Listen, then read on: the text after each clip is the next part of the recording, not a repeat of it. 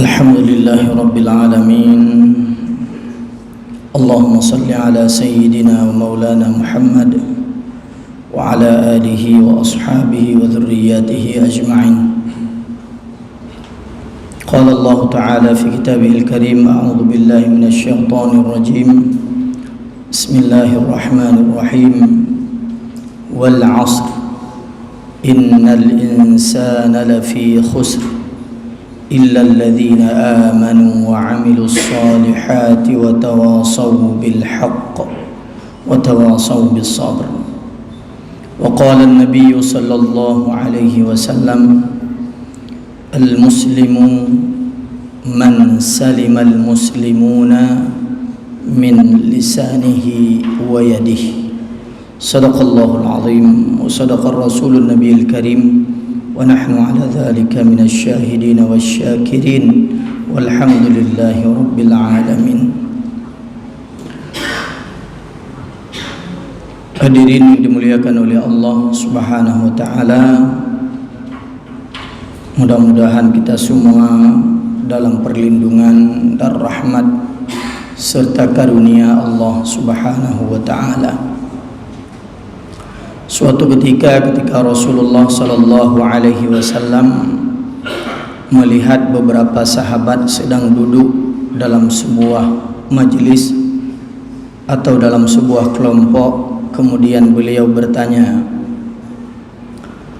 "Ala ukhbirukum bi khairikum min syarrikum?" Tidakkah wahai sahabat-sahabatku, aku memberitahukan kepada kalian orang yang terburuk daripada yang terbaik di antara kalian?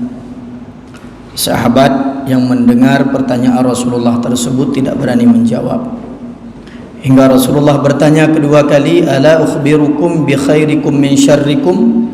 Tidakkah aku memberitahukan kalian orang yang terbaik daripada yang terburuk daripada kalian? Tidak juga ada yang menjawab, sehingga Rasulullah bertanya ketiga kalinya, "Ala ukhbirukum bi khairikum min syarrikum?" Maukah kalian aku beritahu orang yang terbaik daripada yang terburuk di antara kalian? Kemudian salah seorang sahabat menjawab, "Bala ya Rasulullah, silahkan wahai Rasulullah, sampaikan kepada kami siapa orang yang paling baik daripada yang terburuk di antara kami." Kemudian Rasulullah bersabda, "Khairukum man yurja khairuhu wa ya'manu syarruhu." Sebaik-baik kalian di antara kalian adalah orang yang dapat diharapkan kebaikannya, wa ya'manu syarruhu, dan juga terhindar daripada keburukannya. Wa syarrukum, dan orang yang terburuk daripada kalian adalah man la yurja khairuhu wa la ya'manu syarruhu. Orang yang terburuk adalah orang yang tidak ada sedikit pun kebaikan yang dapat diharap dari orang tersebut, dan manusia tidak aman terhadap keburukan orang tersebut. Maka itu adalah orang yang terbaik dan juga orang terburuk menurut Rasulullah sallallahu alaihi wasallam. Ada perspektif yang lain ketika Rasulullah menyebutkan orang yang terbaik, di antaranya adalah khairukum, orang yang terbaik di antara kalian adalah anfa'uhum linnas, atau khairun nas anfa'uhum linnas. Manusia yang terbaik adalah manusia yang bermanfaat bagi orang lain. Kemudian ada versi yang lain, Rasulullah sallallahu alaihi wasallam menunjukkan siapa yang terbaik, bahkan mengkaitkan hal tersebut dengan tingkat keimanan, kesempurnaan iman. Man kana yu'minu billahi wal yaumil akhir, orang yang beriman kepada Allah dan hari akhir, dia adalah falyukrim jarahu, orang yang dapat memuliakan dan menghargai tetangganya. Rasulullah menambahkan, orang yang beriman kepada Allah dan hari akhir, falyukrim dhaifahu, orang yang memuliakan tamunya. Orang yang beriman kepada Allah dan hari akhir, falyaqul khairan aw liyasmut, berkatalah yang baik, kalau tidak mampu maka lebih baik diam. Maka ini adalah perspektif Rasulullah sallallahu alaihi wasallam. Kita yakin tidak ada perspektif yang lebih sempurna daripada perspektif Rasulullah sallallahu alaihi wasallam dalam menilai manusia. Kenapa? Wa ma yantiqu 'anil hawa in huwa illa wahyu yuha.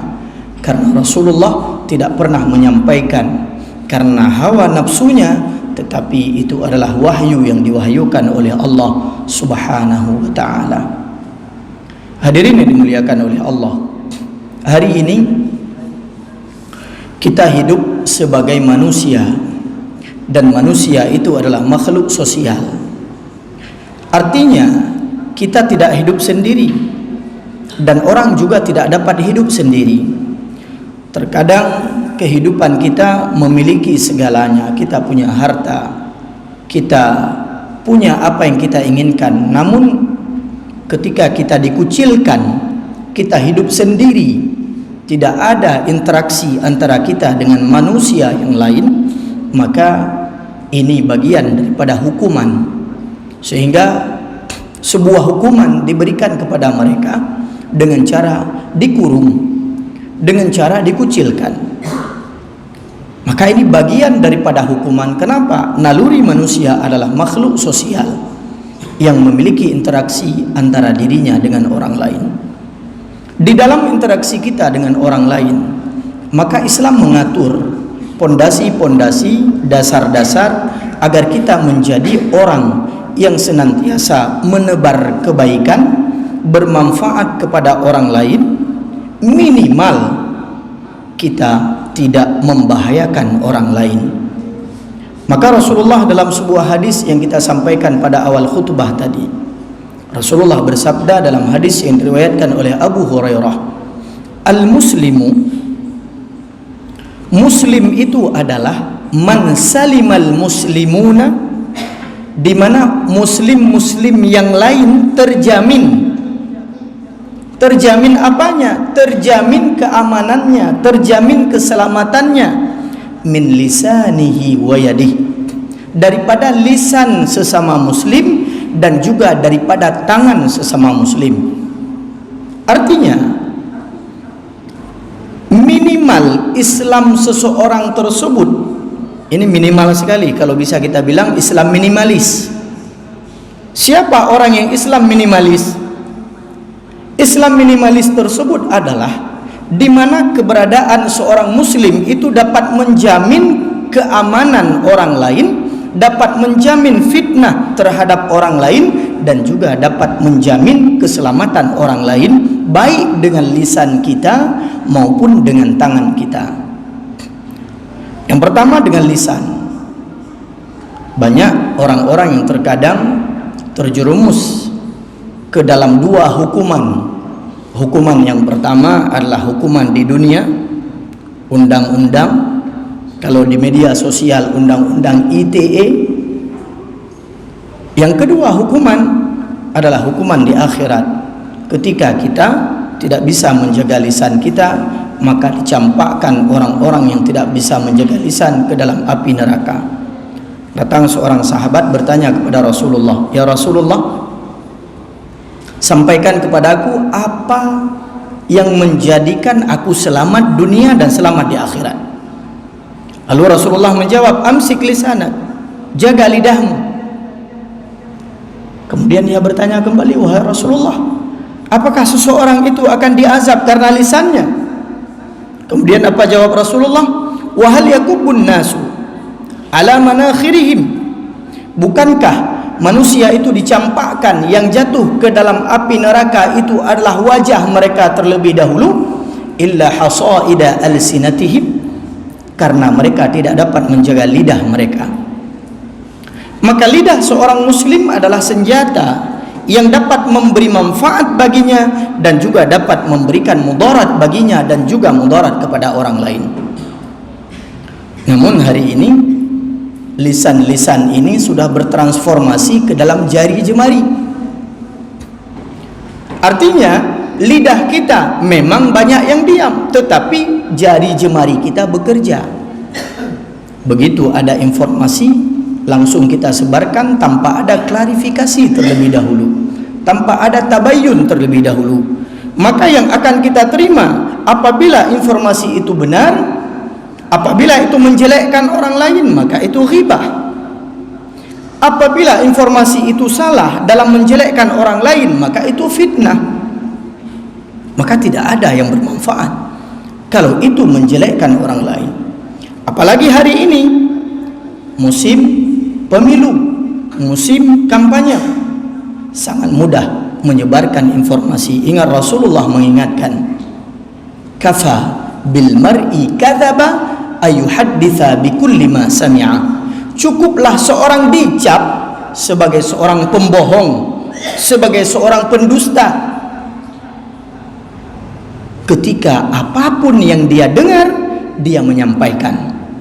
Apapun yang dia dengar, dia sampaikan kepada orang lain tanpa terlebih dahulu tabayyun, fatabayyanu, fatathabbatu, tanpa ada klarifikasi terlebih dahulu. Hadirin yang dimuliakan oleh Allah, yang pertama, hukuman di dunia ada undang-undang UU ITE, akan terjerat jejak digital kita. Apa yang kita sampaikan hari ini akan berefek bahkan ke depannya ketika kita tidak mengetahui apa-apa lagi. Ternyata jejak digital kita sudah tercatat. Jejak digital kita pada malaikat. Pada hari kiamat kita datang dengan puasa kita, dengan solat kita, dengan zakat kita, dengan sedekah kita. Lalu di hadapan Allah, kata Rasulullah, itu muflis, orang-orang yang bangkrut. Siapa yang bangkrut wahai Rasulullah? Kata sahabat, man ya'ti yaumal qiyamati bi salatin wa siyamin wa zakatin wa sadaqatin, yang datang pada hari kiamat dengan salatnya, dengan puasanya, dengan zakatnya. Akan tetapi waqad qadhafa hadza, dia telah menghina orang lain. Wa akala mala hadza, dia telah memakan harta orang lain. Dan dia telah memfitnah, telah merendahkan orang lain. Fa akhadha hadza min hasanatihi, maka Allah akan mengambil kebaikan-kebaikannya, diberikan kepada orang yang menjadi korban fitnahnya pada kehidupan di dunia. Itulah orang yang bangkrut. Itu hukuman kita di akhirat. Hadirin yang dimuliakan oleh Allah, selamatkan saudara kita, jaminlah keselamatan saudara kita dengan lisan kita. Maka ulama mengatakan, lebih baik kita diperintahkan untuk berbicara daripada diperintahkan untuk diam. Tengku kajena berhaba daripada tengku kajena iem. Lebih berharganya seseorang ketika diperintahkan untuk berbicara, ketika kalimat yang akan disampaikan itu ditunggu oleh orang-orang, daripada seseorang di mana ketika dia berbicara semua orang berharap dia akan diam. Hadirin yang dimuliakan oleh Allah, ini yang pertama. Kemudian yang kedua, al-muslimu man salimal muslimuna min lisanihi wa yadihi. Yadun ini secara lughawi, bahasa, artinya tangan. Tetapi makna istilahi, yadun ini adalah kekuasaan. Ketika kita diberikan kekuasaan, dititipkan oleh Allah, kita sebagai pimpinan, kita sebagai orang yang lebih besar, orang yang memiliki syaukah, kekuatan di dalam pemerintahan, di dalam sebuah negara, di dalam sebuah kantor, di dalam sebuah tempat pendidikan, di dalam sebuah tempat komunitas, di tengah-tengah masyarakat, kita dapat menyelamatkan orang lain dengan syaukah dan kekuasaan yang ada pada diri kita.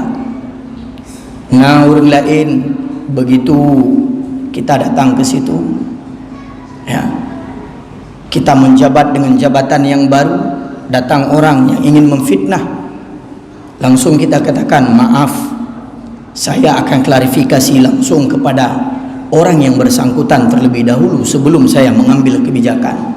kekuasaannya dapat menyelamatkan orang lain.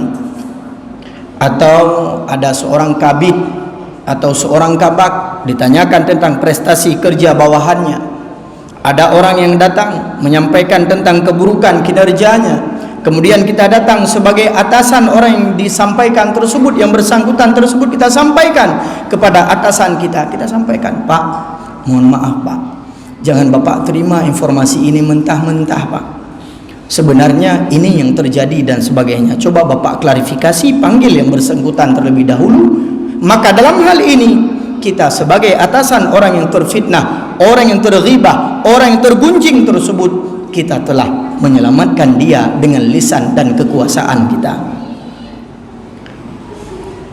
Bukan berarti sebaliknya, ketika kita menjabat, semua orang yang kita tidak senang ketika kita melihatnya, tanpa peduli siapapun dia, semua kita singkirkan dengan hanya mendengar timsah orang yang berbisik di telinga kita, tanpa kita tabayun klarifikasi terlebih dahulu.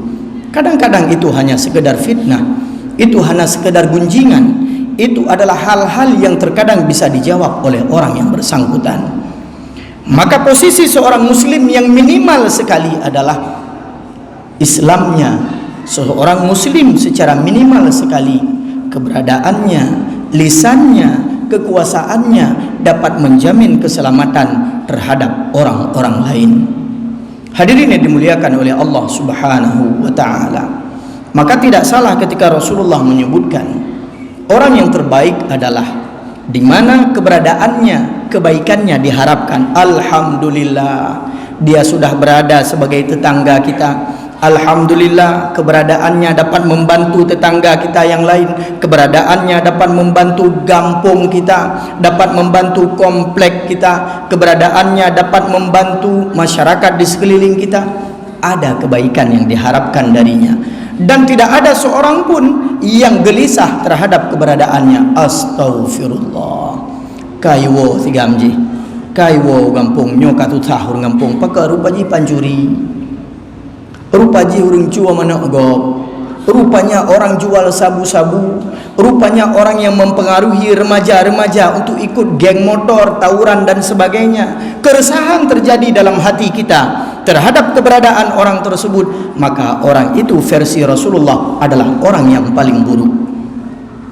Hadirin yang dimuliakan oleh Allah Subhanahu wa taala, kalau kita yakin dengan apa yang disampaikan oleh Rasulullah sallallahu alaihi wasallam terhadap orang yang terbaik, orang yang terburuk, dan juga bagaimana sikap kita sebagai muslim, minimal sekali orang-orang selamat dengan lisan kita, selamat dengan kekuasaan yang ada pada tangan kita, maka kita telah menjadi orang yang terbaik yang disabdakan oleh Rasulullah sallallahu alaihi wasallam. Minimal dengan bahasa yang umum kita sampaikan, kalaupun tidak bisa memberikan manfaat, minimal tidak menjadi mudarat terhadap orang-orang yang berada di sekeliling kita.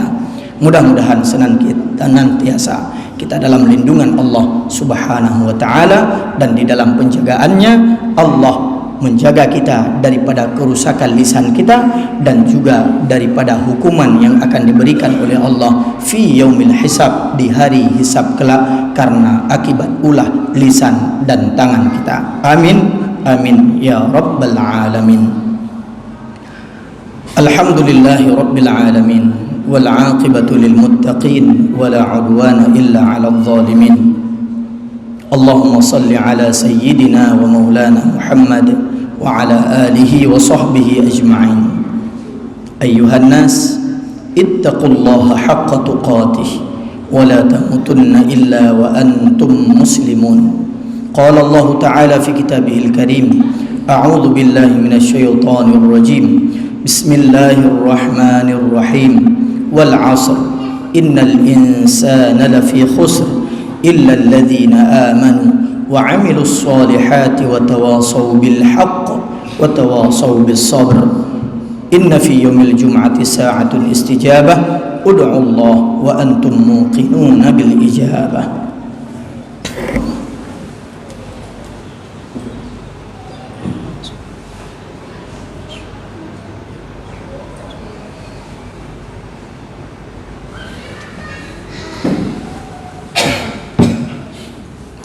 Alhamdulillahi Rabbil Alamin.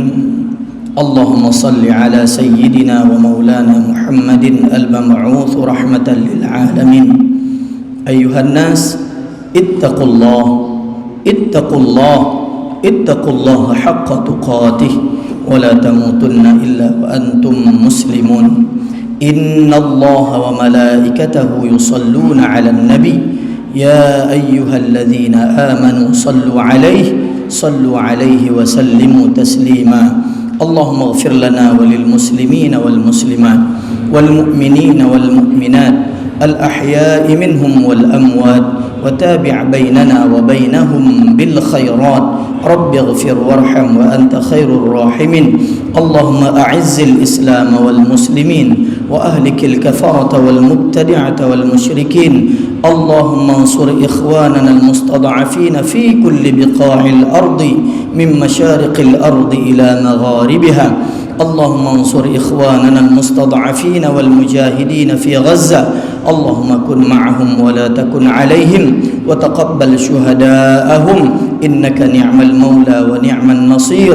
Rabbana atina fid dunya hasanah wa fil akhirati hasanatan wa qina 'adzaban nar. Wa la dzikrullahi akbar wallahu ya'lamu ma tasna'un. Aqimis shalah.